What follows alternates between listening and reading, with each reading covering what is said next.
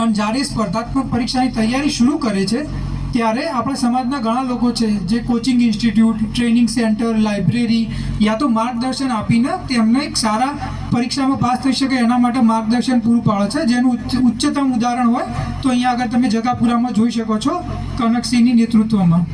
તો હું અત્યારે હાલ કહેવા માટે આવ્યો છું કે આપણા સમાજના ઘણા બધા બાળકો છે કે જે મહેનત કરી રહ્યા છે, જે વાંચે છે, જે ગ્રેજ્યુએટ પણ થઈ ચૂક્યા છે, પણ તમે નોટિસ કર્યો છે કે કોઈ પણ સ્પર્ધાત્મક પરીક્ષાનું પરિણામ આવશે ને તો આપણા સમાજના બાળકોના નામ તમને હોગે નહીં મળે.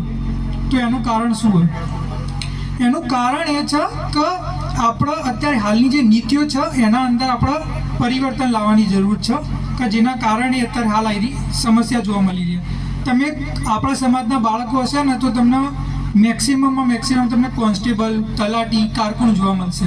કદાચ એનાથી આગળ જશો તો તમને કોઈ ડીવાયએસઓ કે સેલ્સ ટેક્સ ઇન્સ્પેક્ટર કે પીએસઆઈ જોવા મળશે.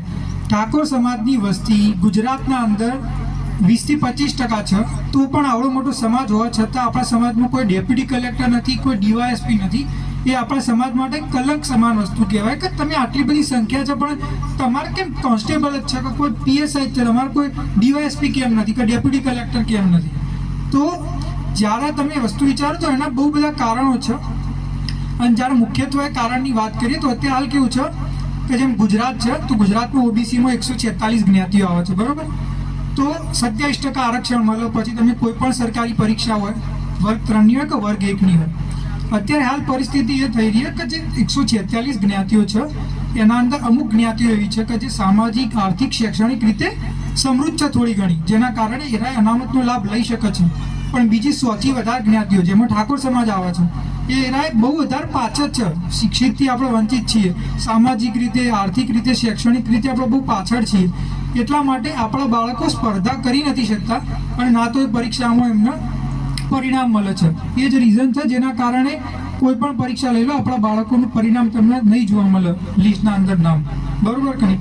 તો આનું શું સમાધાન હોઈ શકે છે કે આ કઈ રીતે પરિવર્તન લાવવું? તો પહેલાં હું મારો પરિચય આપી દઉં. હું પોતે અત્યારે હાલ એક પોલિસી અને એક રાજનૈતિક વિશેષજ્ઞ તરીકે કામ કરું છું કે સરકાર પહેલાં તો કોઈ પાર્ટી ઇલેક્શન લડી રહી છે તો એ કઈ રીતે લડે, એના માટે પોલિસી બનાવી, કઈ રીતે જીતે, કોઈ સરકારમાં સત્તા કઈ રીતે કોઈ પાર્ટી આવે, એના પછી એ કોઈ પોલિસી બનાવી રહી છે તો પોલિસી કેમ બનાવી રહી છે, એના અંદર શું મુખ્ય મુદ્દાઓ હશે, એ પોલિસીનો લાભ કઈ રીતે વધારેમાં વધારે લઈ શકાય છે કે નથી લઈ શકતા, તો એનું કારણ શું છે, બરોબર? તો મેં એના ઉપર ઊંડાણપૂર્વક રિસર્ચ કરી કે ઠાકોર સમાજ આટલું મોટું હોવા છતાં ઠાકોર સમાજના અંદર કયા કારણથી અત્યારે હાલ પણ બાળકો તૈયારી કરતા હોવા છતાં એને પાસ નહીં થઈ શકતા, કે એના પરીક્ષામાં નામ લઈને એમનું ગુજરાતના અંદર પહેલા ક્રમે નહીં આવી શકતા, યા તો કોઈ અધિકારી નહીં બની શકતા. તો એના માટેના કારણ હતા કે એક છે કે ઓબીસીના અંદર જે 146 જ્ઞાતિઓ છે, સૌથી મોટો સમાજ આપણો છે, પણ આપણે એટલા અત્યારે હાલ કેપેબલ જ નથી કે આપણે સ્પર્ધા કરીને કોઈ સીટ લઈ શકીએ. હું ઉદાહરણ આપું તમને. સપોઝ કરો કોઈ પરીક્ષા લેવાય 100 માર્ક્સની અને એમાં જનરલ કેટેગરીનું કટ ઓફ આવ્યું 85 માર્ક્સ, ઓબીસીનું કટ ઓફ આવ્યું 80 માર્ક્સ, બરોબર કે નહીં? તો જે 146માંથી જે થોડા ઘણા સમૃદ્ધ જાતિઓ છે કે થોડા સમૃદ્ધ સમાજો છે એમના બાળકો 80 માર્ક્સ લાઈન પાસ થઈ જશે.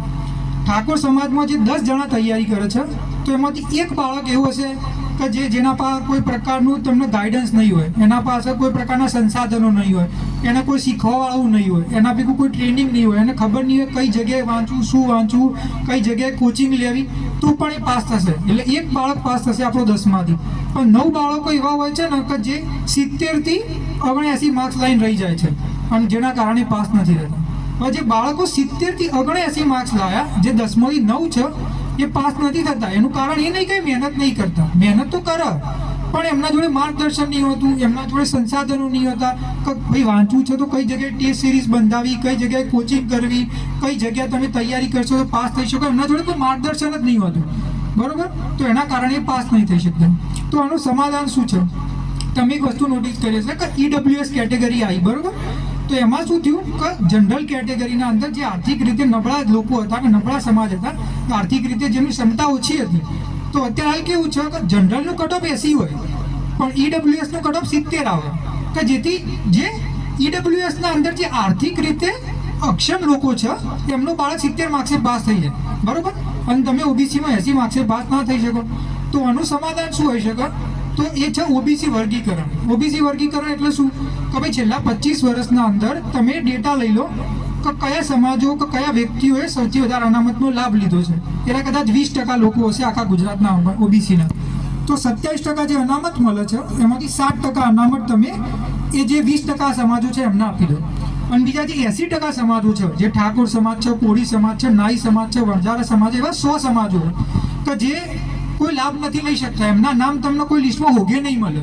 તો શું કરું? તો એ 27%માંથી 20% અનામત તમે એમને આપી દો કે ભાઈ ઠાકોર સમાજનું બાળક હશે તો ઠાકોર સમાજના બાળકો કે પછી કોળી સમાજના બાળકો કે એમના જેવા વિકાસથી વંચિત બાળકો જોડે જ સ્પર્ધા કરશે. એ રોજ વિકસિત સમાજના લોકો જોડે સ્પર્ધા નહીં કરે, નહીં તો પાસ નહીં થઈ શકે. હવે આવું કરવાથી શું થશે? મેં તમને કહ્યું એમ 100 માર્ક્સથી પેપર હશે, જનરલનું કટ ઓફ 80 આવશે. ઓબીસીના જે સમૃદ્ધ સમાજ છે ને એમનું કટ ઓફ આવશે 80, પણ જે આપણા કટ ઓફ આવશે ને 70 આવશે. તો અત્યારે હાલ આપણા સમાજના બાળકો જે 0.5 માર્ક્સથી 1 માર્ક્સથી 2 માર્ક્સથી નહીં પાસ થતા ને એ બધા પાસ થઈ જશે. જે 70થી આગળ 80 વાળા જે બાળકો ન પાસ થાય એ બધા પાસ થઈ જશે. આ નિયમના અંદર ફેરફાર કરવાથી મહેનત તો આટલી જ કરીશું આપણે, પણ તમે પાસ થઈ જશો. કેમ? તો એ જરૂરત છે એ નિયમની. તો 2 મેરિટ બનશે ઓબીસીના. એક મેરિટ કે જે સમૃદ્ધ સમાજ છે એમના માટે, અને એક મેરિટ કે જે સમૃદ્ધ નથી એમના માટે. અને એના અંદર આપણે આવીશું તો આપણા બાળકો 10માંથી જે 9 રહી જાય છે એ 10માંથી 8 પાસ થઈ જશે. આટલી જ મહેનત કરીને આટલા જ સંસાધનો સાથે. અને જો મહેનત કરવી શિક્ષા માટે બહુ જરૂરી છે, પણ જ્યાં સુધી તમને કોઈ પોલિસીનો સરકારનો લાભ ના મળે ને ત્યાં સુધી તમે એકલી મહેનત કરો ને તો મહેનત ના કહેવાય ને મજૂરી કહેવાય, ગદ્દા મજૂરી કહેવાય. તમે ગમે તેટલી મજૂરી કરશો, પણ જો તમને કઈ ડાયરેક્શનમાં મજૂરી કરવી, કઈ પોલિસીનો લાભ, એના અંદર આપણે આવીશું તો આપણા બાળકો 10માંથી જે 9 રહી જાય છે એ 10માંથી 8 પાસ થઈ જશે. આટલી જ મહેનત કરીને આટલા જ સંસાધનો સાથે. અને જો મહેનત કરવી શિક્ષા માટે બહુ જરૂરી છે, પણ જ્યાં સુધી તમને કોઈ પોલિસીનો સરકારનો લાભ ના મળે ને ત્યાં સુધી તમે એકલી મહેનત કરો ને તો મહેનત ના કહેવાય ને મજૂરી કહેવાય, ગદ્દા મજૂરી કહેવાય. તમે ગમે તેટલી મજૂરી કરશો, પણ જો તમને કઈ ડાયરેક્શનમાં મજૂરી કરવી, કઈ પોલિસીનો લાભ લેવો એ નહીં ખબર હોય તો તમે નહીં કરી શકવાના. એટલા માટે જો આ નિયમ બનશે તો આપણા સમાજના બાળકો, હું તમને ઉદાહરણ આપું, અત્યારે હાલ આપણા સમાજના સપોઝ કરો 200 જણા અત્યારે હાલ સરકારી અધિકારી બને છે. દર વર્ષે 200 જણા સરકારી પરીક્ષા પાસ કરે છે. આ વસ્તુ થશે ને 1000 જણા પાસ થશે દર વર્ષે. અને આ વસ્તુ હોય ને તમને લાગતું હશે કે લોભ, આ વસ્તુ 10 વર્ષ નહીં લે, 5 વર્ષ 20 વર્ષે નહીં લે, 6 મહિનાના અંદર આજની તારીખે હું તમને લેખિતમાં આપી શકું કે જો આજે 200 જણા ગુજરાતમાં સરકારી આપણી પરીક્ષા આપણા સમાજના પાસ કરે છે તો 6 મહિનાના અંદર 1000 થઈ જશે. કારણ કે મેરિટ જ એટલું નીચું આવશે કે જે અત્યારે હાલ રહી જાય છે પાસ થઈ જશે. હવે તમને એ પ્રશ્ન આવશે કે આજે હું વસ્તુ બોલ્યો કે ઓબીસીના 2 મેરિટ નીકળે, ઠાકોર સમાજ, અને ઠાકોર સમાજ એકલું નહીં, ઠાકોર સમાજથી જેટલા બીજા વિકાસથી વંચિત સમાજ છે એ બધાનું અલગ મેરિટ બને, બરોબર કે નહીં? તો એ શક્ય છે ખરા? તો પહેલી વસ્તુ હું કહી દઉં કે મેં આના ઉપર ઊંડાણપૂર્વક રિસર્ચ કરી છે. આ જે વસ્તુ છે એ સંવિધાનને માન્ય છે, સંવિધાનમાં એની જોગવાઈ છે, સુપ્રીમ કોર્ટે એને માન્ય ઠેરાયેલી છે. ત્રીજી વસ્તુ, અત્યારે હાલ કેન્દ્રમાં જે સરકાર છે ભાજપની સરકાર, એને માન્ય છે. બિહારના અંદર સરકાર છે બીજેપીની, અને ત્યાં આગળ ઓબીસીના અંદર 2 ભાગ છે, અને ત્યાં આગળ આ વસ્તુ અમલમાં છે. ત્રીજી વસ્તુ, જે વિપક્ષના અંદર છે કોંગ્રેસ પાર્ટી, તો કોંગ્રેસ પાર્ટી કર્ણાટકમાં સરકારમાં છે, કર્ણાટકના અંદર ઓબીસીના અંદર ભાગ છે, અને ત્યાં આગળ સહેમત છે. પછી વાત રહી કે આ તો વસ્તુ થઈ છે કે બધી સરકારને માન્ય છે, સંવિધાનને માન્ય છે, સુપ્રીમ કોર્ટને માન્ય છે, બરોબર? તો અને બીજી વસ્તુ, અત્યારે હાલ ભારતના અંદર 11 રાજ્યો છે, વેસ્ટ બેંગાલ, બિહાર, ઝારખંડ, મહારાષ્ટ્ર, તેલંગાણા, આંધ્રપ્રદેશ, કેરેલા, કર્ણાટક, આ બધા હરિયાણા, આ બધા રાજ્યો એવા છે જ્યાં આગળ અત્યારે હાલ ઓબીસીના અંદર 2 થી વધારે ભાગ છે, 2 ભાગ છે, અને ત્યાં આગળ ઓબીસીનું એક મેરિટ નથી બનતું. ત્યાં આગળ ઓબીસીના જે વિકસિત સમાજ હોય એના માટે અલગ મેરિટ બને, અને જે વિકાસથી વંચિત સમાજ હોય એમના માટે અલગ મેરિટ બને, કે જેના કારણે ત્યાં આગળ ઓબીસીમાં એટલી અસમાનતા જોવા નથી મળતી. અહીંયા આગળ તમે ઓબીસીનું લિસ્ટ ખોલશો ને તો ત્યાં આગળ તમને ઠાકોર સમાજનું નામ જ નહીં જોવા મળે. જો હું જે કહી રહ્યો એ થશે ને તો 10 ગણા લોકો સિલેક્ટ થશે. તો પહેલી વસ્તુ તો આ શક્ય છે. બીજી વસ્તુ કે હું જ્યારે બી આ વાત કરું ઓબીસી વર્ગીકરણની તો ઘણા લોકો એવી દલીલ આપે કે ભાઈ કાસ્ટ સેન્સસ થશે ને તો કાસ્ટ સેન્સસ થશે ને તો આ થશે, કાસ્ટ સેન્સસ વગર કંઈ નહીં થાય. તો હું પહેલાં ચોખવટ કરવા માગું છું, કાસ્ટ સેન્સસના ઓબીસી વર્ગીકરણને કંઈ લેવા દેવા નથી. કાસ્ટ સેન્સસ કરવાની સત્તા કેન્દ્ર સરકારના હાથમાં છે, અને અત્યારે હાલ જે 11 રાજ્યોના અંદર ઓબીસીમાં વર્ગીકરણ થઈ ચૂક્યું છે ત્યાં આગળ ત્યાં આગળ તેની રાજ્ય સરકારે જ સર્વે કર્યો છે અને સર્વેના અંદર ડેટા લીધા છે અને ડેટાના બેઝિસ ઉપર જ એમની વર્ગીકરણ કર્યું છે અને આ કરવામાં ખાલી 6 મહિનાનો સમય લાગે. જો આજે આપણો મુખ્યમંત્રી એમ કે વર્ગીકરણ કરવું છે ગુજરાતમાં તો 6 મહિનાના અંદર એ અમલમાં આવી જાય. અને જે અત્યારે હાલ આપણે વાત કરી રહ્યા છે કે આપણા બાળકો પોલીસ માટે તૈયારી કરે છે, તો હું તમને લખીને આપું છું કે આપણે ગમે તેટલી મહેનત કરાવશું. 12,000 જગ્યાઓ પોલીસના અંદર આપણા સમાજના 200 જણા પાસ કદાચ થશે તો થશે, 300 જણા થશે. પણ જો આ થઈ જાય ને તો આ જ પરીક્ષાના પરિણામમાં 200ના જગ્યાએ 1500 જણા પાસ થશે અને 6 મહિનામાં થઈ શકે. એટલે આપણે સમજવાની જરૂર છે કે મજૂરી કરવાથી નહીં થાય.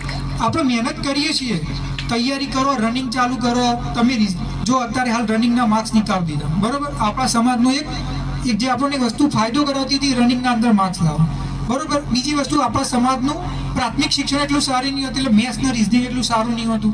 હવે એરિયો કમ્પલસરી, એના માર્ક્સ વધારી દીધા. તો જો માર્ક્સ રનિંગના ઘટાડી દીધા, તમારા મેથ્સ ને રીઝનિંગના માર્ક્સ કમ્પલસરી કરી દીધા અને વધારી દીધા, તો તમારા સિલેક્શનના ચાન્સીસ તો બહુ ઓછા અત્યારે હાલ જ છે. તમે મહેનત કરશો તો થઈ તો જશે પાસ થોડા લોકો, પણ તમે વિચારતા હોય કે ના આટલા બધા લોકો પાસ થઈ જશે કે બધા પાસ થઈ જશે, તો એ આજે નહીં થયું કાલે નહીં થાય. પણ જે હું વાત કરી રહ્યો છું એ થઈ જશે તો 6 મહિનાના અંદર જ્યારે બીજું પરિણામ આવશે પીએસઆઈનું, ત્યારે આપણા સમાજના 5 થી 10 ગણા લોકો પાસ થશે. તો ઉદાહરણ તરીકે ગઈ પીએસઆઈની જે પોલીસની ભરતી થઈ હતી એમાં આખા ગુજરાતમાંથી 200 જણા પાસ થયા હતા કોન્સ્ટેબલમાં, 10 પીએસઆઈ થયા છે. આ વસ્તુ થઈ જશે ને તો 1000 કોન્સ્ટેબલ અને સીધા 50 પીએસઆઈ પાસ થશે. અને જગાપુરામાંથી જેટલા લોકો પાસ થયા છે ને એના સીધા 5 ગણા વધી જશે. એટલે હું એ જ વસ્તુ કહેવા માગું છું કે આપણે મહેનતની સાથે સાથે આપણે કઈ રીતે પોલિસીનો ફાયદો લઈ શકીએ આપણે એ સમજવાની જરૂર છે. અને એટલા માટે હું આજે એ જ વસ્તુ કહેવા માટે આવ્યો છું કે આપણા સમાજના જેટલા બી અત્યારે હાલ જે શિક્ષિત યુવાઓ બેઠા છો, યા તો જે આગેવાનો છો, જે વડીલો છો, કે જે આપણા નેતાઓ, જેટલા બી લોકો છે એ બધા આપણે એકઠા થઈએ અને આપણે આ જે ઓબીસી વર્ગીકરણની વાત છે એના આપણે બુલંદ અવાજ આપીએ અને આપણે આપણા મુખ્યમંત્રી સુધી આ વસ્તુને પહોંચાડીએ, આ વાતને પહોંચાડીએ અને આપણે રજૂઆત કરીએ. તમને ખબર આ ગુજરાતમાં આ વસ્તુ હજી સુધી ભારતના 11 રાજ્યોમાં વર્ગીકરણ છે, આથી નહીં 50 વર્ષથી. 50 વર્ષ પહેલા ગુજરાતમાં વર્ગીકરણ હોત ને તો ગુજરાતના દરેક ઠાકોરોના ઘેર બંગલા ગાડીઓ ના હોત, પણ દરેક જગ્યાએ અધિકારી જરૂર હોય, પણ ગુજરાતમાં નહીં. એનું કારણ શું હોય કે ગુજરાતમાં આજ સુધી પબ્લિકે ડિમાન્ડ જ નહીં કરી. મતલબ આપણે ડિમાન્ડ કરેલી, જેમ કે અજમલજીએ બહુ સારું કામ કરેલું કે ઠાકોર સમાજના વસ્તીના આધારે અનામત મળે, અને વસ્તુ અત્યારે હાલ કેવું કે બધી સુપ્રીમ કોર્ટમાં ને બધાના લીધે ડીલે થઈ શકે, પણ આ જે વસ્તુ 6 મહિનામાં થઈ જશે તો આપણા સમાજના અંદર બહુ મોટા પાયે પરિવર્તન આવશે. ખાલી આટલી કરવાની જરૂર છે. અને જો આપણે આ રજૂઆત કરીએ મુખ્યમંત્રીને, તો અત્યારે હાલ જે આપણા મૃદુ કહેવાતા મુખ્યમંત્રી છે એ આપણી વાતને સમજશે, એ વાતને જાણશે અને મક્કમતાથી એના ઉપર નિર્ણય લેશે. અને જો આપણા થઈ જશે તો આપણા સમાજ, તમે અત્યારે જેટલા બી અહીંયા તૈયારી કરો છો પીએસઆઈની, તમારા 10 ગણા ચાન્સ વધી જશે પાસ થવાનો. અને આ વસ્તુ ક્યારે થશે કંઈ કરવાનું નહીં. આના માટે તમારો કોઈ મોટા પાયે કઈ વસ્તુ નહીં કરવાની. બસ આપણા સમાજના યુવાઓ છે, જે વડીલો છે, જે આગેવાનો છે, એમને બસ રજૂઆત કરવાની છે. તમારા લોકલ ધારાસભ્ય હોય, તમારા સરપંચ હોય, કે જે બી તમારા સાંસદ સભ્ય હોય, કે સરકારમાં તમે ઓનલાઈન રજૂઆત કરી શકો. અને જો આપણે રજૂઆત કરીશું, આપણી રજૂઆત સાચી છે, ખોટી નથી. જો આપણે રજૂઆત કરીશું તો 6 મહિનામાં અમલમાં આવી જશે અને આપણો નાનો લાભ થશે. તમે બધાએ મને ધ્યાનથી સાંભળ્યો અને મારી વાતને, મારા હાલ જે મેં શબ્દો બોલ્યા તેને માન આપ્યું, એના માટે હું ધન્યવાદ કરું છું. જય માતાજી, જય ઠાકોર સમાજ.